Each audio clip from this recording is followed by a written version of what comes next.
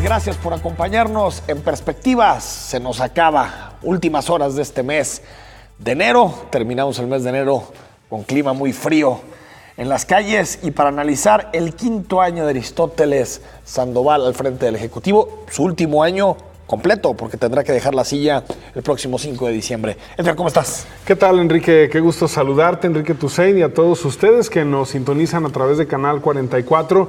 Así es, 5 años de esta administración priista de Aristóteles Sandoval, el regreso del PRI al poder después de 3 administraciones panistas, después de 18 años de gobiernos panistas, este regreso que, bueno, pues generó muchas expectativas a nivel nacional con Enrique Peña Nieto y a nivel estatal con Aristóteles Sandoval, y actualmente pues ya nos encontramos en el ocaso del sexenio con muchos temas que analizar sobre la gestión del gobernador Aristóteles Sandoval Díaz, que como bien señalas, por todas estas reformas que hubo para ir empatando el tema tanto electoral como las tomas de posesión de los gobiernos, entrega antes, ¿no? Regularmente entraban en marzo los gobiernos, primero de marzo, y ahora entrega en diciembre el gobernador Aristóteles Sandoval, le entregará el poder ya sea a Miguel Castro o a Enrique Alfaro, ¿no? O a Miguel Ángel Martínez, no lo vayas descartando, o a Carlos Lomelí también. Mientras, como dicen, mientras haya tiempo hay vida, ¿no? Entonces, claro que sí. Me parece que veremos la contienda electoral, pero si te parece, Edgar, antes de escuchar a nuestros colaboradores, hoy tenemos un programa lleno de voces, te queremos llevar pues las distintas perspectivas que hay en torno al tema del quinto año de Aristóteles Sandoval. Importante, Edgar, porque es el último año completo. Es decir, a partir de ahora viene la recta final del sexenio, 10 meses de aquí al 5 de diciembre, cuando tiene que entregar la estafeta de gobernador, y tendremos la voz de Augusto Chacón, director ejecutivo de Jalisco Como Vamos, del académico Jorge Rocha, que nos ha acompañado en otras ocasiones, y del periodista Julio Ríos, para que te formes la mejor opinión, porque mañana a las 6 de la tarde en el Conjunto de Artes Escénicas de la Universidad de Guadalajara, el gobernador tendrá que rendir su informe ante, digamos, la cúpula dorada económica, política y social de nuestra entidad, Edgar. Y hay que decir que creo que llega el informe con varios temas sobre la mesa. Si te parece, ¿por qué no empezamos con seguridad? Ha sido el tema del día, tal vez el tema de la semana, el debate sobre la homologación de los salarios a los policías. El pasado lunes estuvo con nosotros Marco Valerio, quien es el administrador de la Agencia Metropolitana de Seguridad, y ya veíamos los problemas, ¿no? Problemas de coordinación para poder llegar a acuerdos en la materia, para llevar a todos los policías de la zona metropolitana los famosos 17,012 pesos que gana el policía en Zapopan. Y creo, no sé qué opinas tú, Edgar, pero hay tal vez en otros temas, en generación de empleo, economía, hay muchos matices, podemos sacar datos positivos, datos negativos, pero me parece que en seguridad es muy difícil encontrar lo positivo. Primero, el último año del sexenio de Emilio González Márquez, que ya había sido tremendo, malísimo en materia de inseguridad, culminó con 66 homicidios en promedio por mes. En este momento, al término de 2017, ya el promedio había crecido a 113 homicidios por mes. Esto quiere decir que es un aumento prácticamente del 80% en homicidios. Una fiscalía, estimado Edgar, rebasada, que no está dando resultados. Lo publicaba Jurimetría hace poco tiempo. En términos de eficacia, es la fiscalía 25 de 32 en todo el país. Y me parece que en términos generales, la apuesta institucional de Aristóteles por las fuerzas únicas metropolitanas y regionales, por tratar de ir encadenando muchos temas relacionados con la fiscalía, no han dado resultados. Y creo que si hay un punto en donde tenemos que decir que Aristóteles ha quedado de ver a la sociedad jalisciense, es en este tema. No solo depende de él, depende del gobierno federal, de los municipios, de todo, pero creo que también el gobernador deja mucho que desear en el tema de la seguridad. Además, Enrique, por supuesto, el tema de seguridad es un problema muy complicado que prácticamente ningún gobierno ha podido resolver, ni siquiera de fondo, ¿no? Exactamente, ni siquiera bajar los índices delictivos. Pero también no solamente es el tema de la inseguridad y de la violencia entre miembros del crimen organizado, que eso es importante decir que impacta mucho, pero bueno, sería muy focalizado. El problema es que hay un incremento en los robos a casa, habitación, administración. Hay un incremento en el robo de vehículos, hay un incremento, por ejemplo, funcionarios asesinados y políticos asesinados, cuestiones que impactan mucho, incluso a la propia administración estatal, gente muy cercana al propio gobernador, como Javier Galván, por ejemplo, y otros casos que se dieron de diputados federales, del diputado local Saúl Galindo. Es decir, temas de inseguridad que pegó en la clase política, el secretario. Ya parece la prehistoria. Pero... Sí, pero a unos días de haber comenzado el sexenio, parece la prehistoria, ¿no? Porque como fue el inicio del sexenio, ya parece que 5 años y parece que fue hace muchísimo tiempo. Pero ojo, sí es cierto, todos los indicadores se han movido al alza, o prácticamente todos los indicadores, secuestros, ¿no? Hay que decirlo, es uno de los pocos indicadores. Pero pocos, o más bien el crimen más lastimoso que hay es el asesinato, es el homicidio, que es la pérdida de una vida.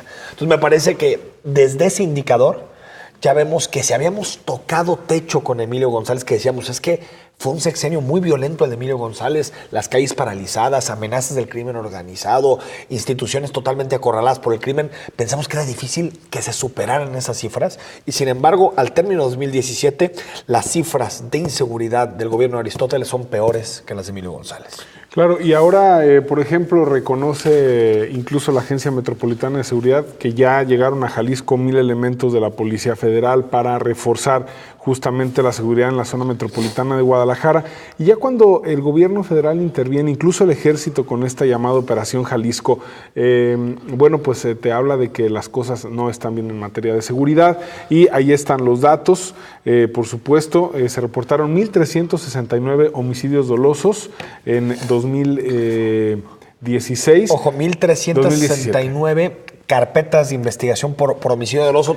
Digo el matiz, porque en realidad aquí nos dijo Guillermo Cepeda Lecona que la cifra es más de 1,500 homicidios en 1,369 carpetas de investigación. Entonces, ahí estamos hablando de un problema muy grave y, bueno, por supuesto que el tema de seguridad es no sé si decir el fracaso, o el gran pendiente. Estamos a 10 años, a 10 meses, pero es un fracaso porque ya estás en el ocaso de la administración y tú prometiste otra cosa. Ya no los puedes revertir. Y tú prometiste otra cosa. También Peña Nieto dijo que iba a lograr al final de su sexenio reducir en 50% los homicidios. No solo los redujo, sino que el año pasado fue el año más violento de la historia de México desde que tenemos registros de homicidios. Y este tema es muy, muy puntual de la seguridad. Seguramente tendremos tiempo también con los analistas de entrarle al resto de los temas. Pero, por ejemplo, lo que está pasando esta semana, Edgar, con el asunto de la homologación de los salarios de los policías, me parece muy sintomático de la falta de acuerdos en la clase política, primero, y de pronto de la miopía de nuestra clase política. No se ponen de acuerdo en quién le va a pagar las prestaciones sociales a los policías derivadas de la homologación salarial. Aquí nos decía el lunes pasado Marco Valerio, nosotros creemos que si el gobierno del Estado aporta un dinero para poder elevar los salarios de los policías y alcanzar el nivel de los mejores pagados que son los de Zapopan, tendría que aportar el gobierno del Estado también las prestaciones sociales. Tú dirías, bueno, tiene sentido, ¿no? Tú dirías, tiene sentido ese argumento. Sin embargo, también podemos decir que lo que dice el gobernador tiene sentido en el asunto de el patrón es el que se tiene que terminar encargando de las prestaciones sociales. Es decir, creo que las dos argumentaciones de alguna forma son razonables. Pero entonces, ¿qué se acordó, Edgar? O me vas a decir que cuando se juntaron a resolver este tema, dijeron, vamos a crecer los salarios y a nadie se le pasó por la cabeza que iban a surgir unas cosas que se llaman prestaciones sociales de los policías.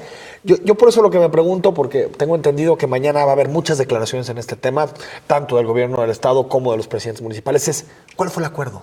Es decir, más allá de si uno dice le toca al gobierno del Estado y otros los municipios, ¿cuál fue el acuerdo? ¿O realmente ese tema nunca estuvo sobre la mesa? Me parece que podemos empezar muy mal este año 2018, ya después de que se fue un mes, si se sigue politizando la seguridad y se sigue mandando un mensaje a la sociedad y a los criminales de que la clase política en este tema está dividida. Es un pésimo mensaje. Por supuesto, y habría que ver cuál fue el acuerdo y qué se firmó, si se firmó un convenio, qué dice ese convenio, si se trató ahí en ese convenio el tema de las prestaciones, porque, pues cada quien en su argumento, ¿no? Marco decía, es que nos tienen que pagar la mitad total, ¿no? Y lo que dice el gobernador, es que las prestaciones les tocan. Pero es muy difícil tratar de plantear las cosas como las estamos planteando, Edgar. Es muy difícil que el gobernador le llame a los presidentes municipales y les diga, oigan, nos vemos el lunes y platicamos de este tema, porque creo que estamos mandando un mensaje de bochorno nacional. Sí, porque se mediatiza la seguridad total. El 17 de septiembre pasado anunciaron ellos las 5 acciones, una de ellas era la homologación, el resto de acciones me parece que van que son medianas, lo de los bares, no va a terminar impactando demasiado en la seguridad, pero esta sí, porque tiene que ver con la dignificación del trabajo del policía, tiene que ver con entender a los policías también como una profesión de prestigio social.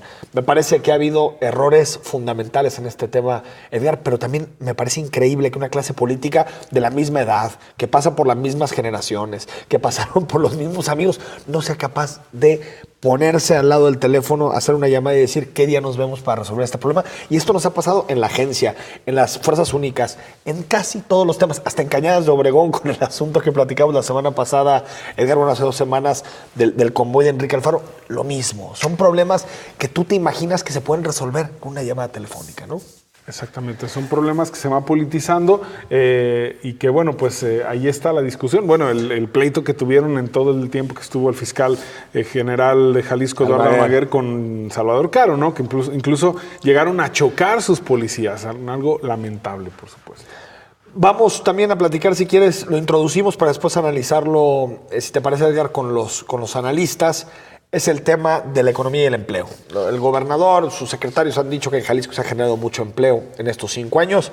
Es cierto, 350,000 nuevas plazas registradas ante el IMSS. Registradas ante el IMSS es que son trabajos formales, trabajos con prestaciones sociales, por lo tanto no son trabajos informales, digamos, son trabajos ante el Instituto Mexicano del Seguro Social. Sin embargo, Edgar, los pendientes, los salarios. Un trabajador jalisciense promedio perdió 5% de poder adquisitivo durante este periodo. Es decir, el salario creció 18%, pero la inflación creció 23% en este periodo. 1 y 2. Un trabajador en Jalisco gana 25% menos que uno de Nuevo León y 22% menos que uno de Querétaro.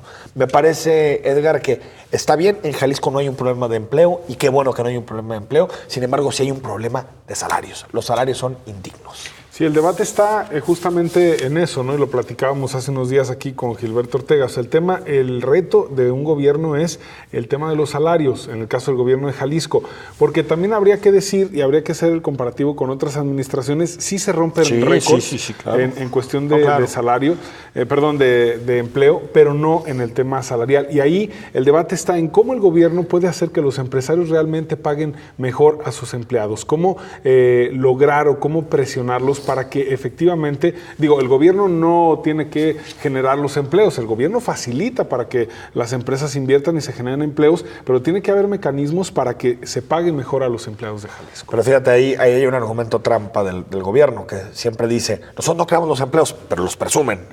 Bueno, cuando hay buena generación, y está bien, porque creo que también es parte del gobierno crear las condiciones necesarias para que exista empleo. Sin embargo, sí se pueden hacer cosas para mejorar los salarios, y lo platicamos ya con Gilberto, bonos de productividad obligatorias, revisar y fiscalizar que las empresas estén dando su reparto de utilidades, buscar que las prestaciones sean más accesibles, combatir el outsourcing. Me parece que el gobierno sí tiene elementos y ahí el gobierno del estado se limitó a impulsar los trabajos, pero se olvidó de esta otra ecuación. No es posible que en Jalisco 1 de cada 4 trabajadores trabaja 40 horas a la semana y no puede comprar ni la canasta básica. Me parece que es una injusticia tremenda. Vamos al corte, Edgar. Al regresar comenzamos a platicar con algunos analistas, más voces, le entramos a todos los temas, corrupción que no hemos podido platicar, también un tema fundamental, salud, medio ambiente, muchos temas que nos dejan los 5 años de la administración de Aristóteles Sandoval. Regresamos.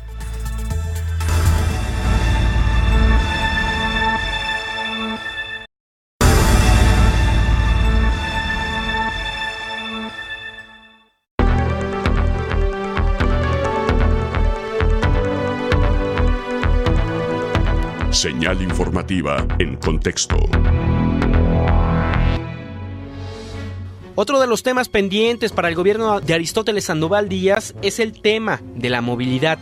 Aunque existió la promesa de que para el año 2018 ya funcionarían por lo menos 3 rutas troncales de la ruta empresa, este proyecto no se ha terminado de consolidar.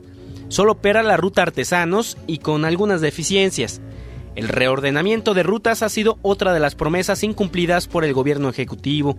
A pesar de que se proyecta concluir con la obra civil de la línea 3 del tren ligero, todavía no hay fechas definidas para el inicio de operaciones. Y lo mismo ocurre con la extensión y ampliación de la línea 1, que también muestra un rezago desde el año 2016, cuando se contrató un crédito para la compra de vagones y la ampliación de los talleres. El proyecto que podría haberse consolidado y que no lo hará por la falta de presupuesto para su ampliación es el de bicicleta pública, Con 4 millones de viajes en menos de 3 años y con más de 25,000 usuarios registrados, el programa no obtuvo el dinero necesario para ampliarlo a lo largo de todo el corredor de la línea 3 del tren ligero. En materia de infraestructura y producto de los recortes presupuestales, este año el Fondo Metropolitano tuvo castigos significativos en su dinero. Durante el año 2017, solo se pudieron comenzar obras como el corredor peatonal de Avenida Alcalde.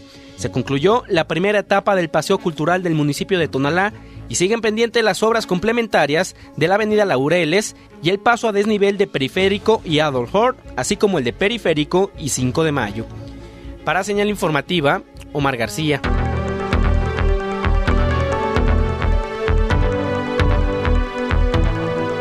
Señal informativa en contexto. Recuerda participar con nosotros, están abiertas todas las líneas de comunicación, el Twitter, el Facebook, el WhatsApp, por donde quieras mandarnos mensajes, comentarios, críticas, lo que quieras, las recibimos aquí en Perspectivas. Saludamos al doctor Jorge Rocha, académico del ITESO. Jorge, ¿cómo estás? ¿Cómo están, Edgar, Enrique? Buenas noches a toda la gente que los ve. A ver, así de bote pronto, Jorge, antes de entrar a tema por tema, ¿cómo calificas la gestión de Aristóteles hasta el 5º año? Mira, yo creo que podría decir que fue una gestión de dos partes. Creo que los 3 primeros años al gobernador no le fue muy bien. En general tuvo muchos problemas al principio de su sexenio. Se implementaron cosas que no sirvieron. Bueno, ya hablaré del asunto de la seguridad que ustedes también apuntaban al inicio del programa. Pero me parece que al inicio el gobernador no marcaba agenda, tenía muchos problemas con algunos de sus secretarios, muchos cuestionamientos, se decía que gobernaba con sus amigos.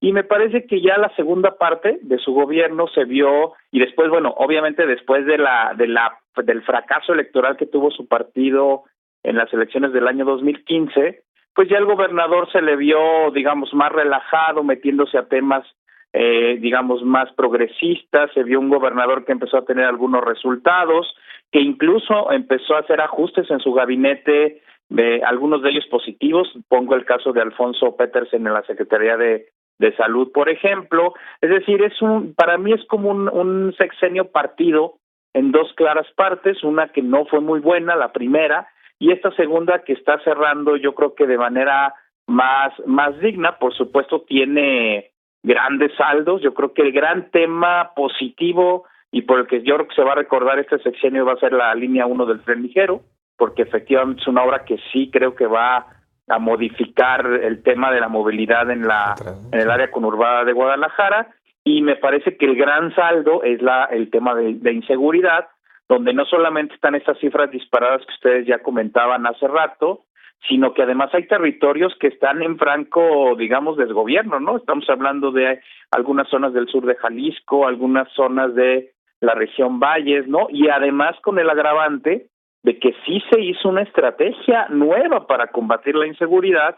Recuerden esta fusión entre lo que era la antigua Policía Judicial y la Secretaría de Seguridad Pública en una sola fiscalía, que a todas luces ha resultado un enorme fracaso, junto con este tema también de otras iniciativas, Fuerza Única y demás, que la verdad es que no han servido para resolver el problema, y aún más, como bien lo señalaron, pues tenemos una situación de inseguridad todavía más grave, ¿no?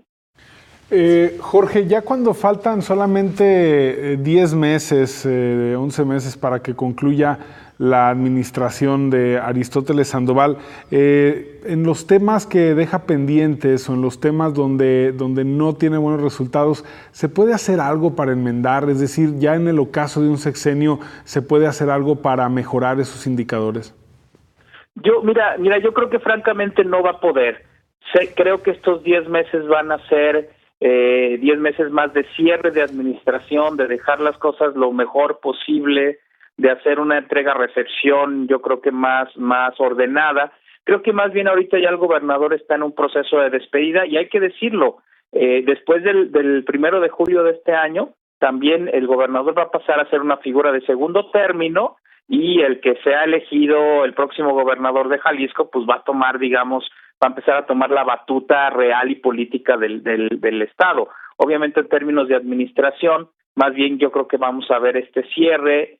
Creo yo que el gobernador sí quiere hacer una despedida digna, porque además pues es un político joven que yo creo que todavía tiene aspiraciones posteriores, entonces no quiere, digamos, dejar una mala imagen, pero francamente creo que en estos saldos, en estos temas, intentará tener mayores avances, obviamente, en línea 1 del tren ligero, pero en lo demás, francamente, no veo que vaya a haber ningún avance. Más bien vamos a ver el típico cierre de cortinas diciendo aquí les dejo las llaves y ojalá que encuentren lo mejor, lo más limpio posible el lugar, ¿no?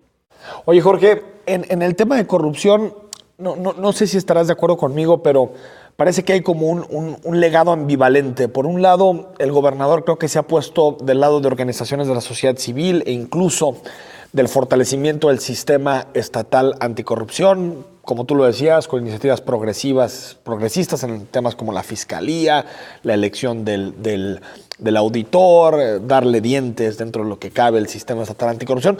Pero por otro, sabemos muy poco del sexenio de Emilio González Márquez, a pesar de que él mismo en campaña denunció lo que él decía que era la gran corrupción de los Juegos Panamericanos, y tampoco sabemos casi nada de la corrupción o los escándalos, prácticas irregulares que pudo haber durante su sexenio, desde la Secretaría de Salud con Antonio Cruces, pasando por los moches y otro tipo de temas. ¿No te parece que ha sido como ambivalente en este tema el gobernador? Fíjate que bueno, para mí la verdad es que tengo una opinión un poco más pesimista. Creo que es un tema donde no hubo avances prácticamente. Sí es cierto que el sistema estatal anticorrupción está instalándose a duras y con raspones y todo lo que tú quieras, pero está avanzando, pero es un legado de final de sexenio. O sea, la verdad es que si lo vemos en términos amplios, podríamos decir que fueron prácticamente 5 años donde el tema no avanzó nada, y ahora mismo se está instalando un sistema que a él ya prácticamente no le va a tocar, digamos, a impulsar, operar y acompañar. Entonces, más bien yo creo que es un saldo negativo al respecto, porque efectivamente hay muchos casos de corrupción del sexenio anterior, señalamientos más bien dicho de casos que prácticamente no se investigaron, y bueno, y hay que decirlo, a ver, díganme ustedes los nombres de algún político, de algún miembro de la clase política que tenga procesos en este tipo de digamos, de abusos, donde efectivamente luego a través de la prensa pues hemos sabido de múltiples situaciones, pero que la verdad nadie sabe en dónde terminan. Yo más bien creo que ha sido un sexenio más negro que blanco en el tema de corrupción. Es cierto que deja un inicio de un proceso que puede ser diferente, pero en general en el sexenio yo creo que más bien no se avanzó en el tema. Nada, Jorge, porque creo que en casi todos los casos surge el escándalo y el gobernador de alguna forma se sale de la tangente pidiéndole la renuncia al titular. Pasó en CIOP con Roberto Dávalos, pasó también en la Secretaría de Salud con Antonio Cruces, que por cierto inventaron que se iba una candidatura a Zapopan, que no sé por qué todos nos la tragamos, pero me parece que hasta ahí ha llegado el gobernador en los casos donde ha habido señalamientos por parte de medios de comunicación, ¿no, Jorge? Sí, efectivamente, y te digo, yo creo que en este caso sí tenemos pues un mal desempeño, porque te vuelvo a repetir, o sea, finalmente la corrupción se combate cuando dejas de tener impunidad, y la impunidad sigue igual, aunque ya digamos haya entrado en vigor el sistema estatal anticorrupción, la impunidad de esa sigue intocada, Coincido. Interesante.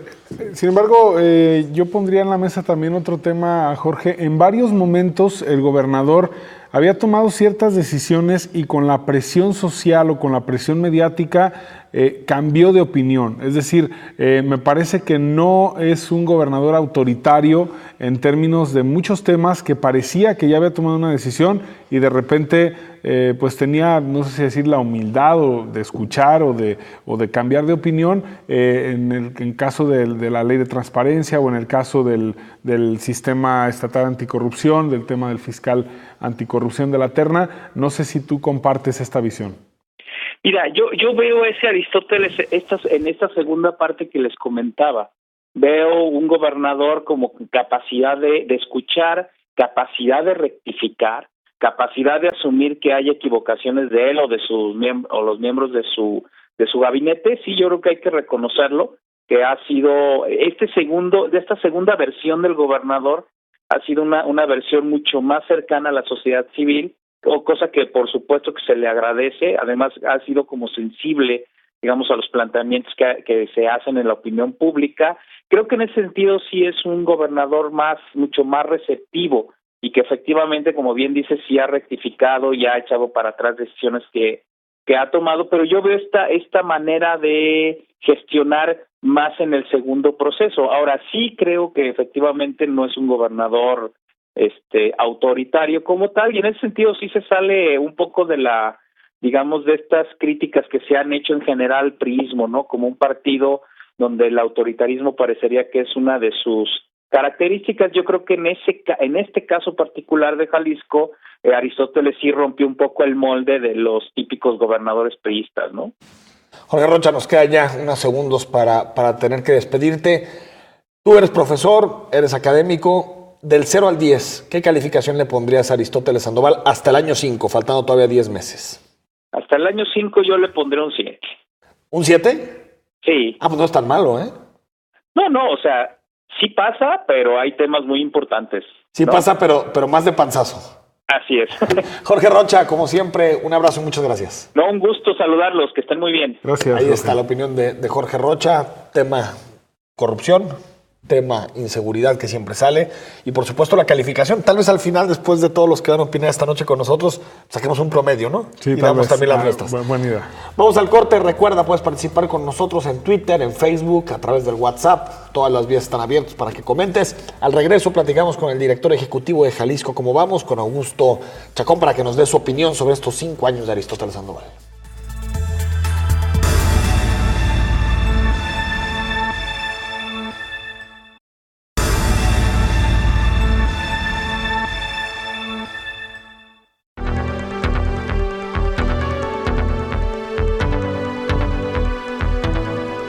Señal informativa en contexto.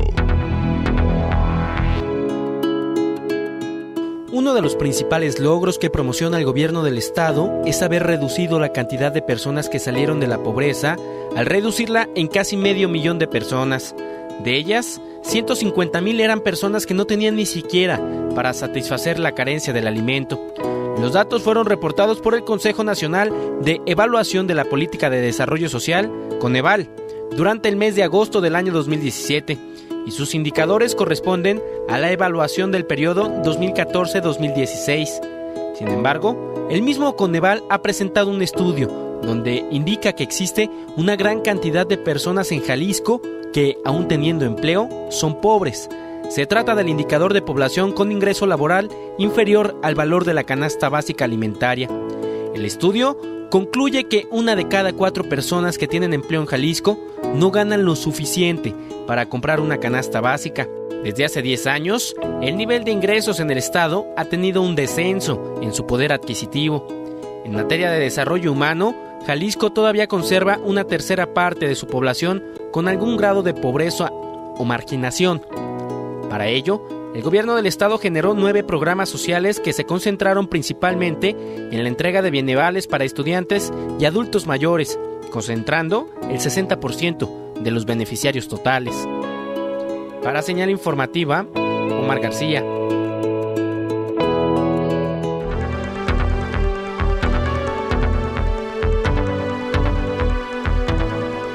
Señal informativa en contexto.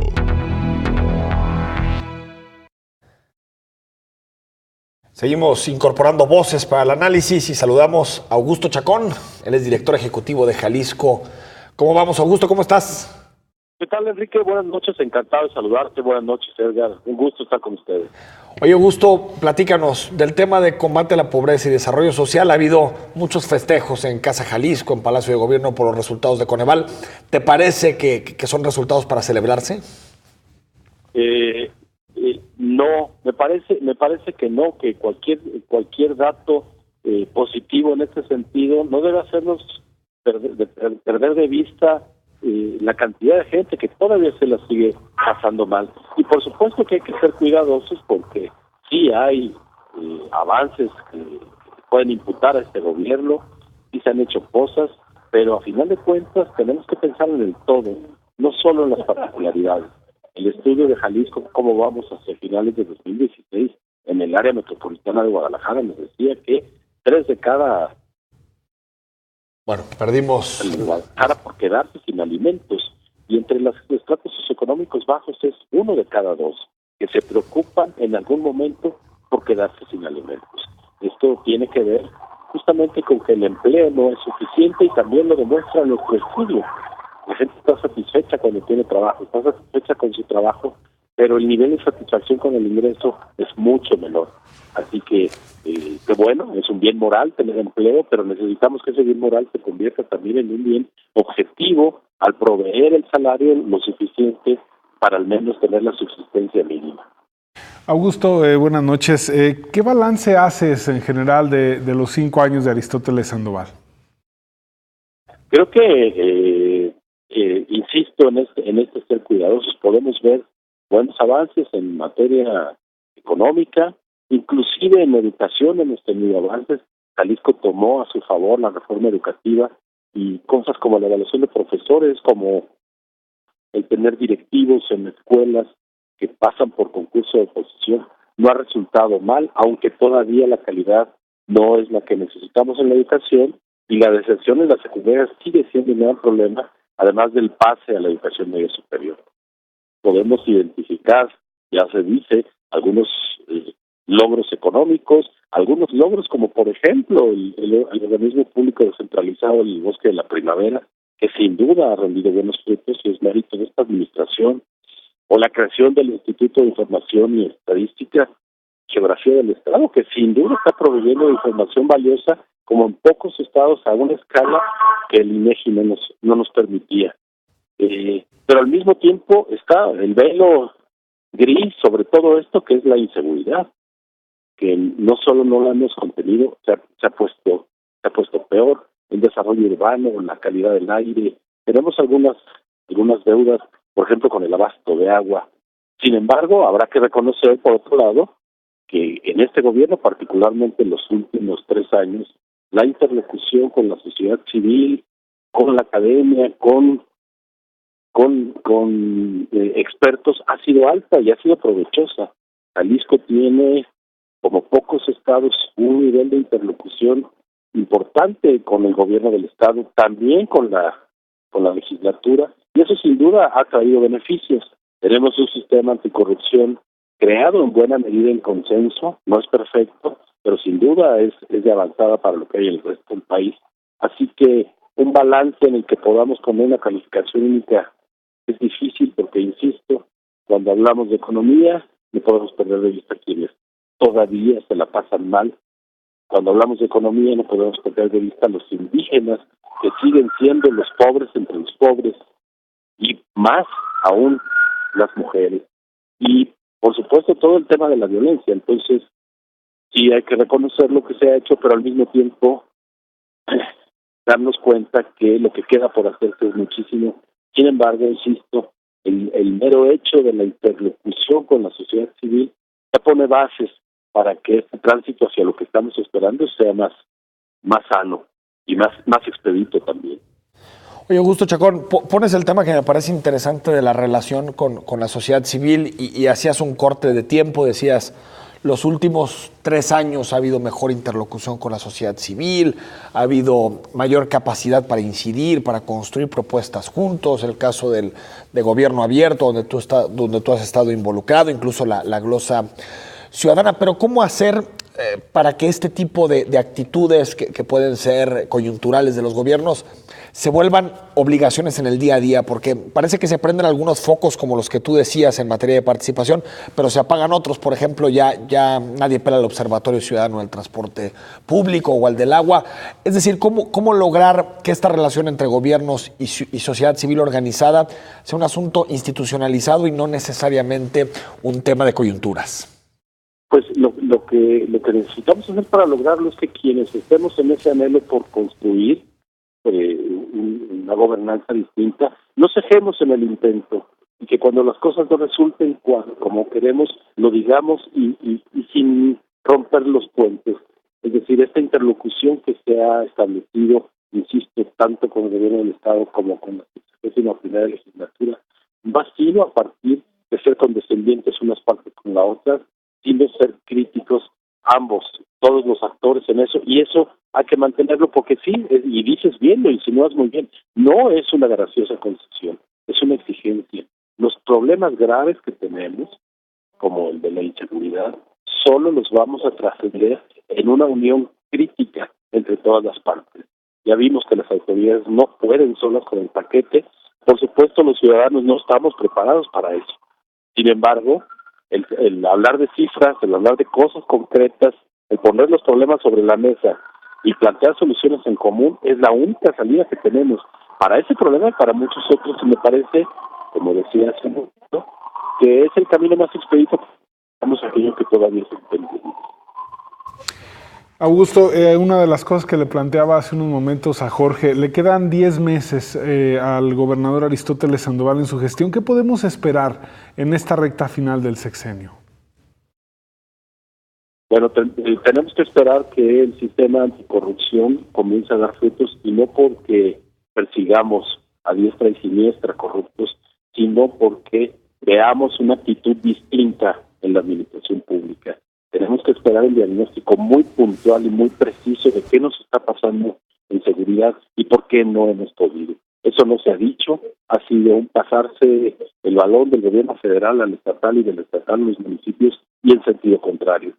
Necesitamos ese diagnóstico bien dicho y acciones concretas que se pongan en campo, y eso lo tenemos que esperar para este fin de sexenio. También la modificación contundente en el transporte público, insisto, ahí hay una deuda, ya hay un camino andado con la Beta Empresa, necesitamos ir a más y además ver los resultados. Augusto Chacón, te agradecemos mucho haber recibido esta llamada, te mandamos un abrazo. Al contrario, muchísimas gracias por la atención, un saludo a todos, buenas noches. Si quieres, comentamos, Edgar, tenemos por ahí un comentario de nuestro auditorio que quisiéramos hacer lectura esta noche aquí en Perspectiva. Antes de comentar algo de lo que nos deja Augusto Chacón, Isabel dice, avance en materia de corrupción no ha habido ninguno en su sexenio. Por ejemplo, Secretaría de Salud, fiestas de octubre, SIOP, movilidad, etcétera. Gobernó mediocremente con sus amigos, nos dice Isabel, que ahí están los casos, ¿no? Y lo comentábamos, Edgar. Está clarísimo que el gobernador del estado ha impulsado algunos temas relacionados con el sistema estatal anticorrupción. Aquí hemos dado seguimiento puntual. No se ha comportado como un gobernador priista clásico en estos temas. Vemos otros estados en donde se vetaron algunas posturas de sociedad civil. Sin embargo, sí es cierto, en la práctica, en el día a día, vemos los casos de corrupción o vemos irregularidades que se anuncian en el sector público y al final no quedan en nada. Ni en denuncias, ni en investigaciones, ni en, digamos, en explicaciones públicas, en rendición de cuentas. Decían moches, SIOP. El asunto de la Secretaría de Salud es tremendo.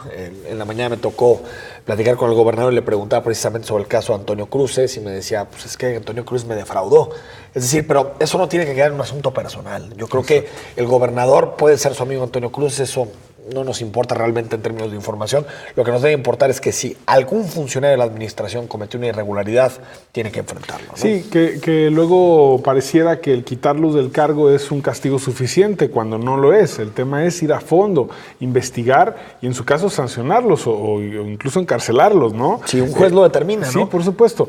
Entonces, aquí el tema, por ejemplo, hace unos días el gobernador decía que Jalisco no tiene absolutamente nada que ver con casos escandalosos como el de Javier Duarte, como el de Roberto Borge, en el caso de Veracruz o de Quintana Roo.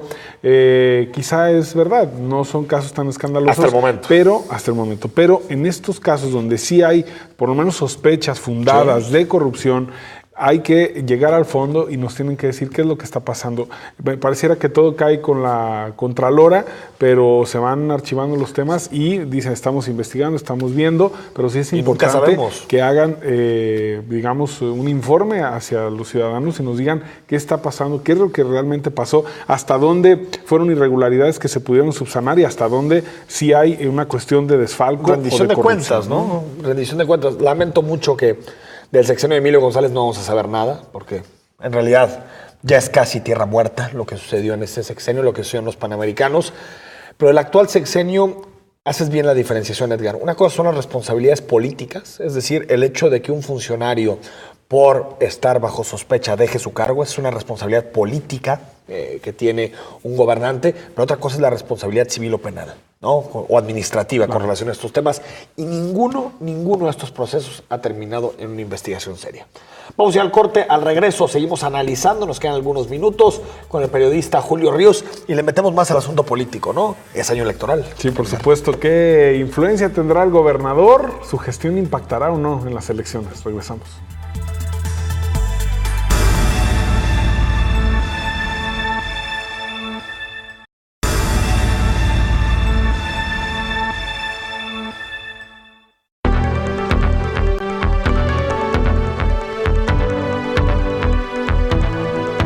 Señal informativa en contexto.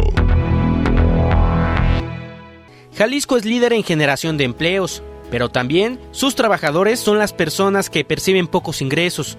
El gobierno del estado cuantifica en 37 pesos la hora trabajada para los empleados jaliscienses, es decir, un salario promedio de 7,104 pesos mensuales. En un país donde la inflación del 2017 superó cualquier límite conocido en los últimos 22 años, los costos de la vida no se asemejan a los ingresos que se tienen en los sueldos de todos los días. Para ponerlo en contexto, la productividad por hora trabajada deja una derrama económica de 175 pesos diarios, pero solo 37 pesos son para el trabajador. El resto se queda en manos de los empresarios y el gobierno. Aún así, Jalisco apostó en este sexenio a la innovación y el desarrollo. Con la creación de una secretaría especializada en el rubro, se buscó atraer inversión extranjera para que las firmas relacionadas con las tecnologías de la información tuvieran un espacio en el estado. Después de 6 años de proyecto, se espera que este 2018 quede listo el primer edificio del complejo de Ciudad Creativa Digital, mientras que en materia de campo, la apuesta fue la reconversión de cultivos para que las granjas eligieran frutos y productos que tuvieran un valor agregado en el mercado. Sin embargo, los efectos colaterales también son evidentes. En Tala y la zona Valles, la apuesta fue por las berries, mientras que el aguacate es una amenaza en los bosques del sur de Jalisco. Aún así, las empresas que exportan a otros países son menos del 1% a nivel local. Para Señal Informativa, Omar García.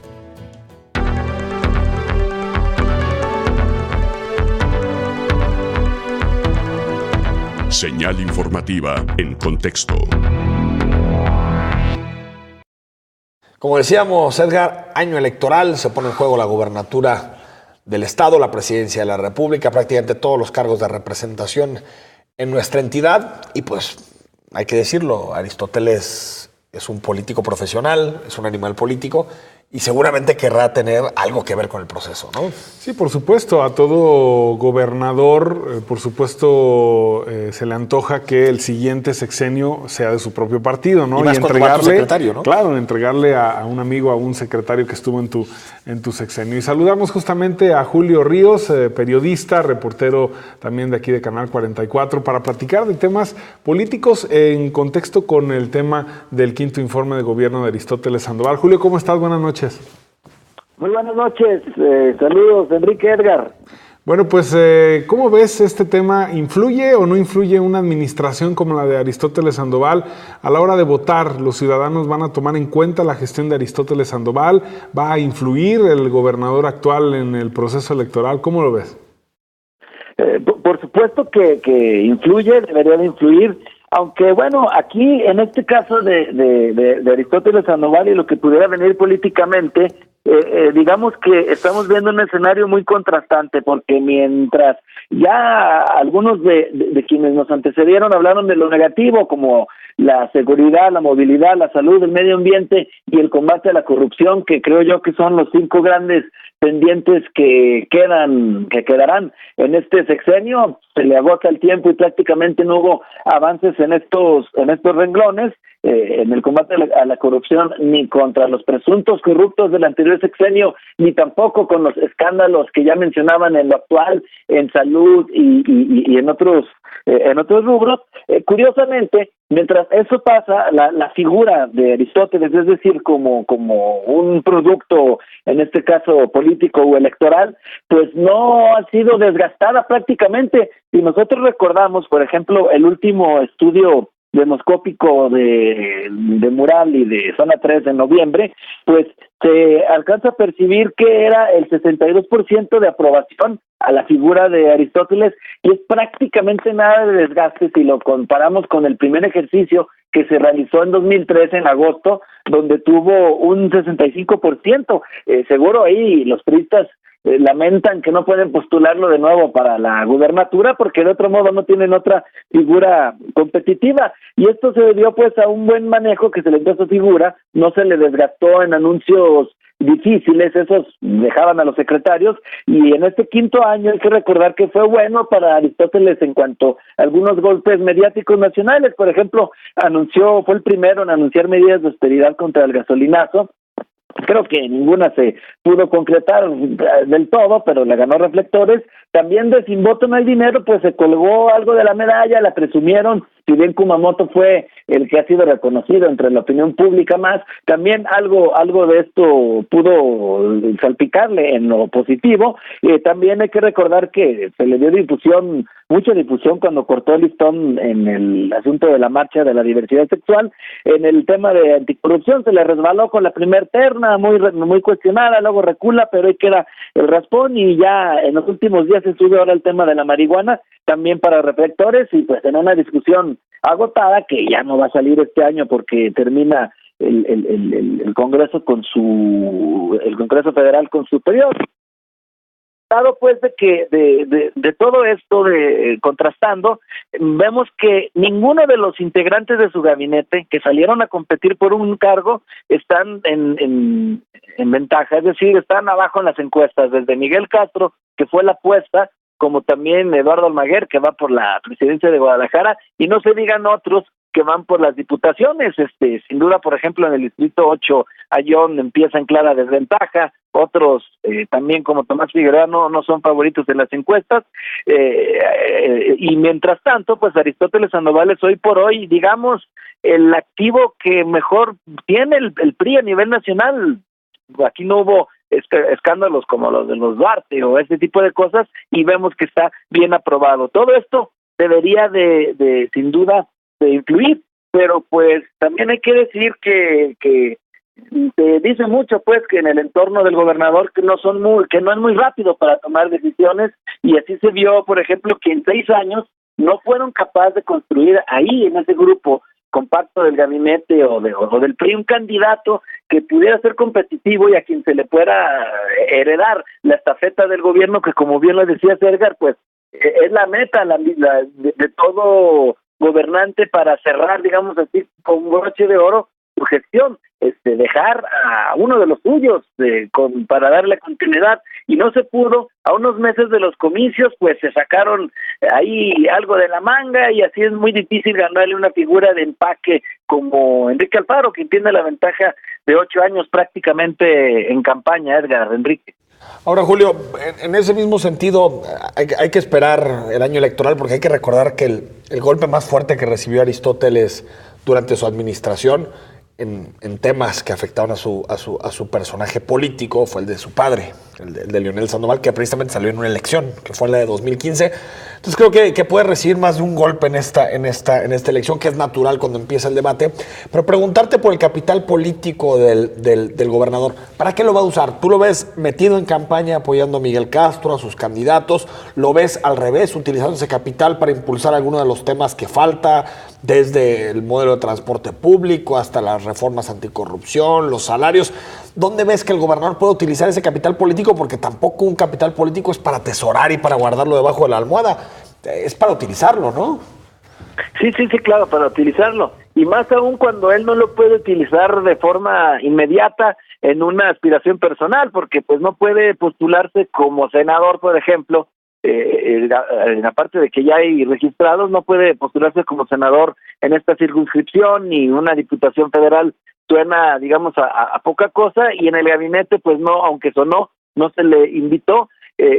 Yo creo que tendrá que entrar a reforzar la figura de Miguel Castro, que está muy alicaída. Está en aunque es un buen perfil, luce abandonado tanto por el partido, luce abandonado por el grupo incluso aristotelista que está algo resentido. Varios de esos personajes se le ve haciendo gira en diferentes municipios solo. Ahí es donde debería de él empezar también a fortalecer. Si por ejemplo vemos a Kumamoto empujando la carreta de los Wikis o de Alfaro empujando la de Movimiento Ciudadano para sus candidatos, el ser la figura fuerte del PRI tendría que él asumir esta responsabilidad. Sin embargo, pues aunque eso es lo que debería de ser, no lo veo tampoco asumiendo esta función. Va a seguir cuidándose mucho y yo creo que, aunque como dices, el capital político no es para atesorarlo, creo que va a seguir guardándolo debajo del colchón y muy probablemente sí le apueste a alguno de los grandes temas. En movilidad podría ser, pero ya es muy difícil, se agota el tiempo. Se prometieron 9 rutas a empresas, solo se tiene una. Quizá ahí podrían apretar en este sentido. Le salieron nuevos flancos de movilidad, con lo de Uber, por ejemplo, pero yo creo que tendría que entrarle un poco a lo electoral, pero sí lo veo más bien aprovechando un poco en este tema de movilidad y quizá en lo de anticorrupción. Pues muy probablemente aprovechen a lo mejor para dar algún anuncio de alguna, ¿por qué no lo descartemos? Alguna detención, algún tipo de esas cosas que se hacen en año electoral, ¿no? Pero exactamente, pero más bien va a ir por ahí. No lo veo tampoco que se atreva a dar el gran paso apoyando a la figura de Miguel de Castro, aunque claro que debería de ser. Julio Ríos, como siempre, un abrazo. Muchas gracias. Muy buenas noches, ahí está la opinión de Julio Ríos. Tenemos por ahí, creo que nos queda por ahí un mensaje que nos hizo el favor el amable auditorio de pasarnos. Alfredo Ulloa, la seguridad pública, mal los servicios de salud, mal la CEMOP, mal. Pues un poquito más drástico que la calificación que dio. Así es. Y tenemos otro, Isabel dice, Antonio Cruces no solo dejó un desastre en la Secretaría de Salud, perjudicó enormemente a los médicos, cubre incidencias y otros empleados, y el gobernador no ha hecho nada por estas personas. Lamentable. Edgar, gracias. Gracias, Enrique, buenas noches. Próximo viernes, 9 de la noche, Perspectivas.